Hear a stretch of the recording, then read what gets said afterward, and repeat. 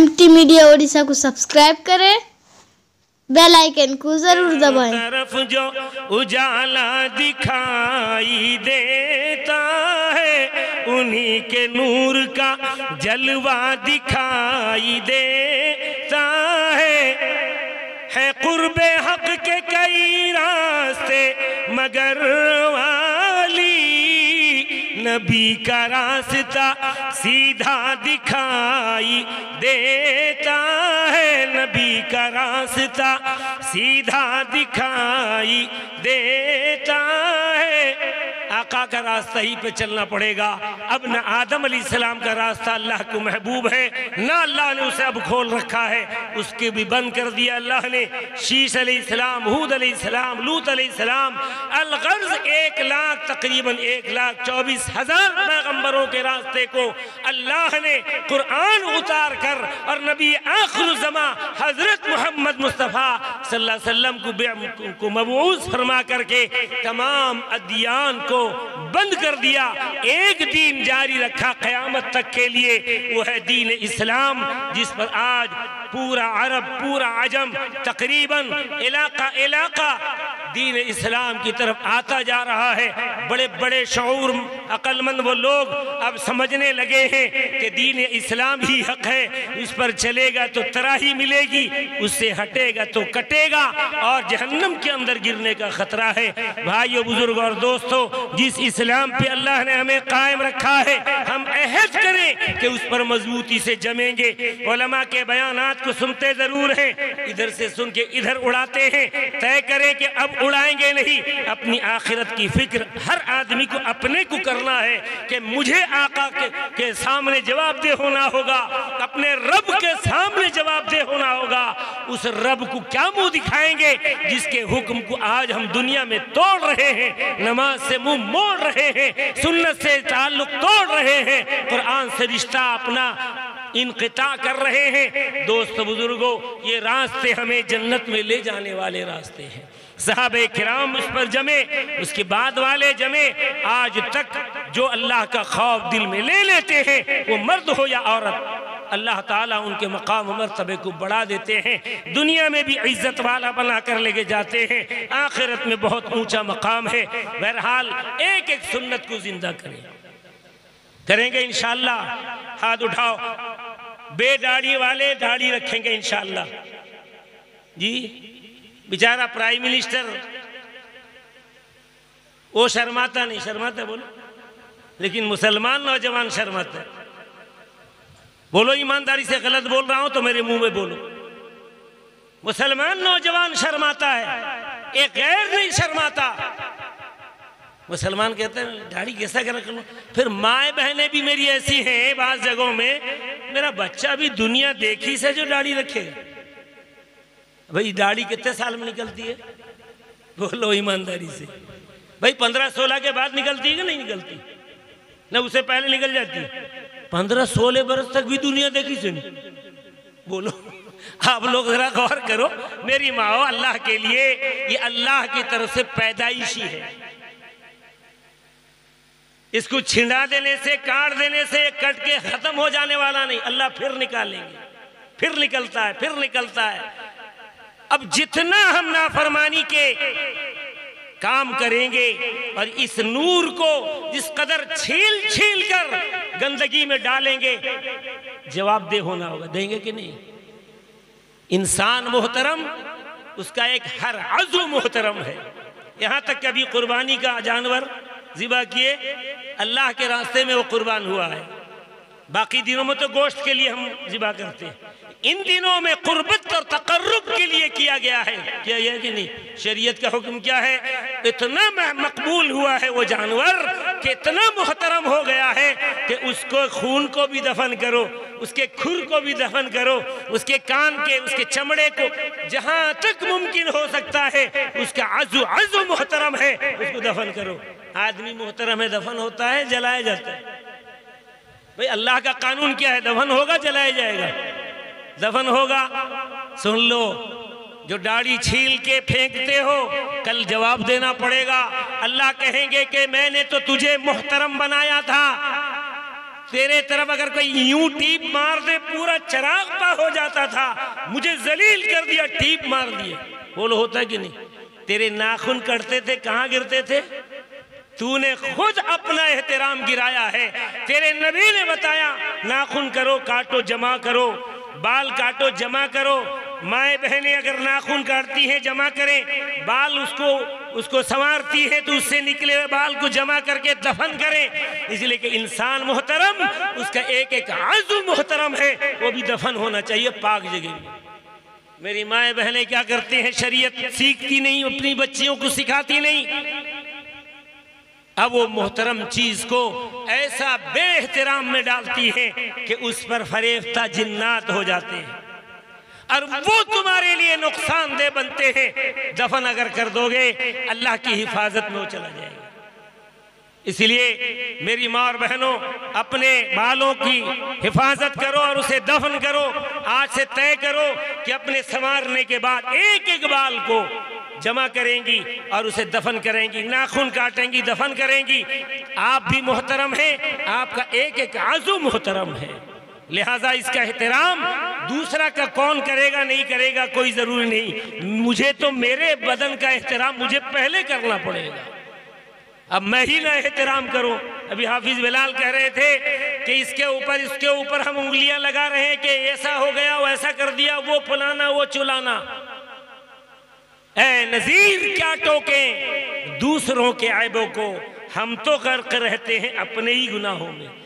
दीन इस्लाम को सबसे पहले छोड़ने वाला हम हैं, छोड़ने वाली मेरी माँ है, दूसरे पर तो छोड़ो।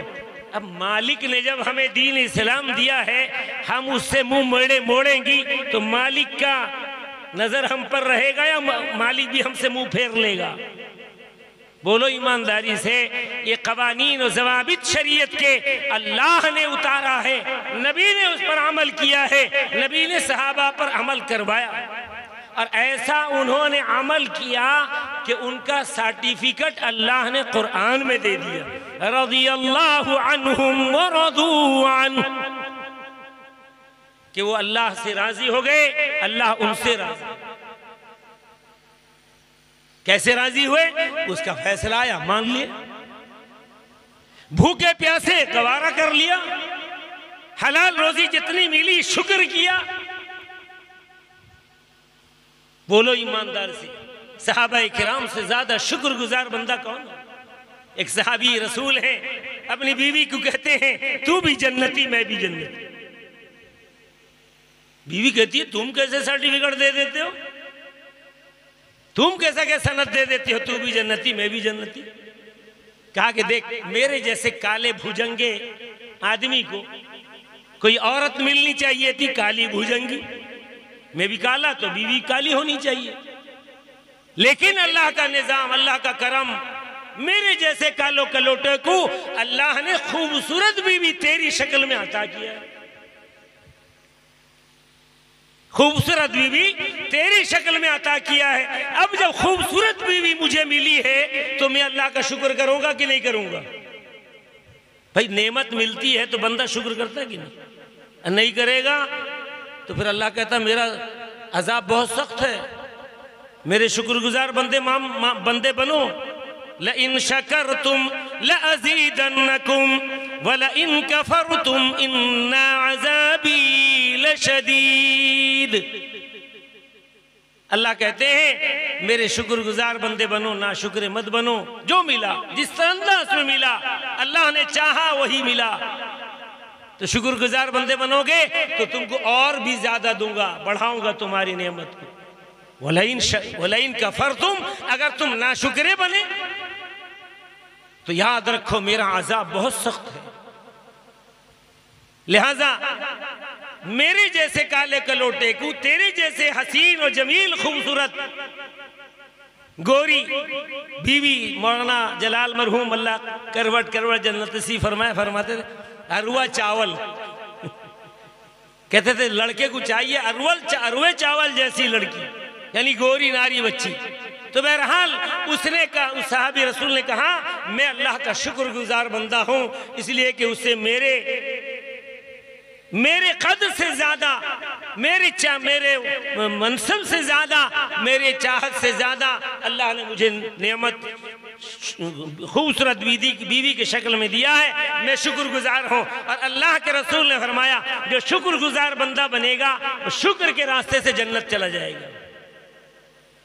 या दूसरी बात बताई, सब्र के जरिए से जन्नत में जाएगा। इन्नल्लाह मअस साबिरीन, सब्र करने वाले बंदे के साथ अल्लाह है। तो बीवी कहने लगी मैं कैसे जन्नत में जाऊंगी? कहा कि देख, तेरे जैसे बीवी को कोई खूबसूरत मर्द होना चाहिए था, लेकिन तू मेरे जैसे काले कलेटे को सब्र की हुई है, बर्दाश्त की हुई है। मेरे शुक्र की वजह से मैं जन्नत में जाऊंगा, तेरे सब्र की वजह से तू जन्नत में जाएगा। इसलिए भाइयों, बुजुर्ग और दोस्तों, मेरी माँ और बहनों, अपनी जिंदगी में एक चेंजिंग, एक इनकलाब लाओ कि अल्लाह का एक एक हुक्म हम आज से मानेंगे, तोड़ेंगे नहीं। अजान हुई, नमाज के लिए तैयार हो जाए, लेकिन शैतान हमें करने नहीं देगा। बाजारों की तरफ ले जाने चाहेगा, आराम करने की तरफ चाहेगा।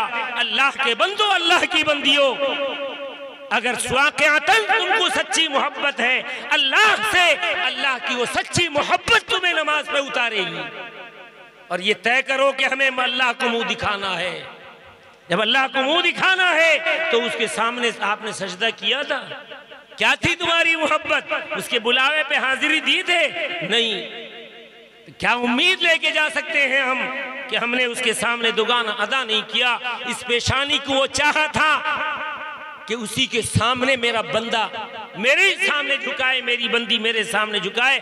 इसने ना झुकाया ना झुकाई। अब अंदाजा करो क्या होगा हशर। कुरान कहता है जहन्नमी ईमान वालों से पूछेंगे, क्यों ईमान वाले बहुत सारे जहन्नम में, मा सलककुम फी सकर। अरे भाई, हम तो जहन्नमी हैं, जल रहे हैं, भूल रहे हैं। तुम तो ईमान वाले थे, तुम क्यों जहन्नम में आए? कुरान कहता है, अल्लाह फरमाते हैं यही बंदे वहां पर जहन्नम में जाएंगे और कहेंगे लम नकु मिनल मुसल्लीन, हम नमाज नहीं पढ़ते थे जिसके अजाब के भुगतने के लिए हमको जहन्नम में आना पड़ा। इससे बेहतर है कि वहां आग में जला जाए नमाज छोड़ने की वजह से। अल्लाह के वास्ते, अल्लाह के बंदो, अल्लाह की बंदियों, नौजवानों, आज से तय करो कि एक वक्त नमाज अल्लाह के लिए नहीं छोड़ेंगे, बल्कि अल्लाह को राजी करने के लिए, उसकी खुशनुदी हासिल करने के लिए अपना वक्त लगा करके और तैयार भी हो जाएगा आदमी। अगर वाकईतन सोच ले कि मुझे अल्लाह के सामने मुंह दिखाना है, और क्या मुंह दिखाऊंगा अगर नमाज न पढ़ूं, लिहाजा यहाँ तैयार होगा कि वो नमाज के लिए जाए। उसको कोई रुकावट डाल नहीं सकता, ना बेटा, ना बेटी, ना शैतान, ना इब्लीस, ना नफ्स, कोई उसको नहीं कर सकता, बशर्ते के ठान ले कि मैं अपने रब के हुक्म पर चलूंगा। सारा तकलीफ गवारा कर लेगा। ये थोड़ी सी तो तकलीफ है, 15-20 मिनट की तकलीफ, वजू करना, पाक कपड़ा बदलना, पाक जगह में पहुंचना, मस्जिद है तो मस्जिद में जाकर पढ़ लेना, मस्जिद नहीं है तो जहां मौका लगे वहां पढ़ लेना। 15-20 मिनट का गवारा करता नहीं, वहां कितना साल जलेगा। ये कैसे गवारा कर रहा है मेरा नौजवान? मस्जिदें खाली है। अल्लाह का वास्ता आप इस मजलिस से एक सबक लेकर के उठे और अहद करें, ताकि हम और आप अपने आप को अल्लाह के सामने जब पेश करें तो वाकईतन हम उसके होकर के पेश हो जाएं। कुर्बानियाँ भी दी आपने, माल की तरफ नहीं देखा। बाज है कहा माल कम हो जाएगा, कुर्बानी नहीं की। अगर जायज होता मैं आपको पकड़ करके लेके जाके दिखाता, ये आदमी को इतनी तनख्वाह थी, इतना पेंशन है। देखो आप, जिंदगी में इसने एक कुर्बानी दी है। उस जमाने में शायद 70-80 हज़ार रुपये तनख्वाह थी, मुलाजमत में थे। एक कुर्बानी पूरी जिंदगी। अब अगर मुसलमान ऐसे ही दीन बनाने लगे कि चूंकि जिंदगी में एक हज फर्ज है, तो कुर्बानी भी उसने अपनी शरीयत बना ली कि बस जिस तरह कुर्बानी हज एक मर्तबा फर्ज है, कुर्बानी भी एक ही फर्ज है। माल है, माल निसाब के आप अहले निसाब है, आप पर कुर्बानी वाजिब है, कुर्बानी देना पड़ेगा। अगर